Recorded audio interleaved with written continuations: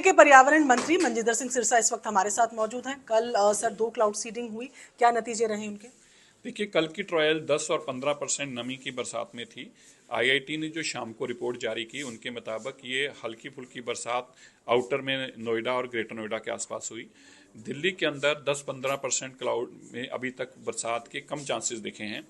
अगली ट्रायल इससे ज़्यादा नमी में की जाएगी।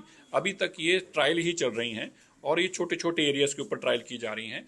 इसके रिजल्ट डिपेंड करते हैं जब फाइनल एक कंक्लूजन आईआईटी कानपुर की तरफ से मिलेगा कि इतने परसेंट नमी पे हम दिल्ली में बरसात कराने में कामयाब होंगे।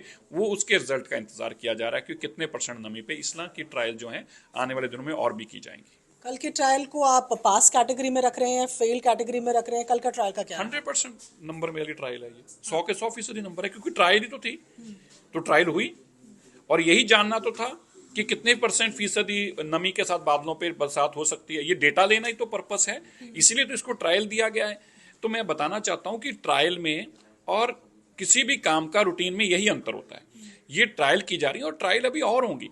9 ट्रायल से 10 ट्रायल होंगी, जिसके बाद हम ये पुख्ता जानकारी मिलेगी कि दिल्ली के अंदर कितने % नमी में बरसात कराई जा सकती है। ऑपोजिशन आप पे आरोप लगा रहे हैं कि पैसा आप उड़ा रहे हैं टैक्स पेयर्स का।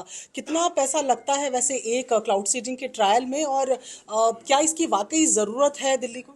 देखिए, जो आज आम आदमी पार्टी बोल रही है 10 साल तक इसके विपरीत बोलती रही है। ये आम आदमी पार्टी ही कहा करती थी कि दिल्ली का क्लाउड सीडिंग एक विकल्प है, हम लेके आएंगे। 10 साल में नहीं ला पाए। अभी तो कहते हैं कि वो आईआईटी है, फिर उनका ये हाल है। और हमने 7 महीनों में, आप देखिए, मसौदा साइन किया, आईआईटी को पार्टनर ढूंढा, प्लेन मॉडिफाई हुआ, उसका मिक्सचर बना, उसकी ट्रायल शुरू हुई, सारी परमिशंस ली, जहाज हवा में आए और ट्रायल करके गए। ये असंभव चीज को संभव करने में रेखा गुप्ता जी की सरकार कामयाब हुई है।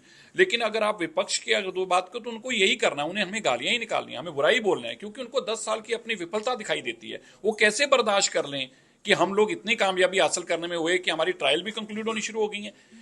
तो अगर आप ये उम्मीद कर रहे हैं कि हम इसके एवज में वो तगमे देंगे, हमें मेडल देंगे, तो ये आपकी गलती। ऐसा कुछ नहीं, हमें गालियां ही देंगे। दूसरी बात, आपने सवाल पूछा कितना खर्चा। एक ट्रायल में 20 से 25 लाख रुपए खर्चा आता है और ऐसी 10 ट्रायल लगभग की जाएंगी। और मैं आपको यह भी बताना चाहता हूं कि ये तो ऐसी सरकार जिनकी आप बात करते हैं, वो खाली ऑड इवन में 20 करोड़ रुपए खर्च कर देते थे, ऑड इवन के नाम पर, अखबारों के इश्तेहार के नाम पर।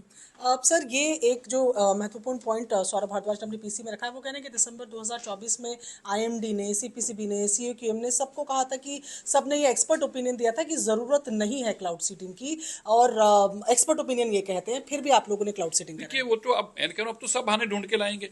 तो पिछले 10 साल तक तो चला चला के कहते थे, और अब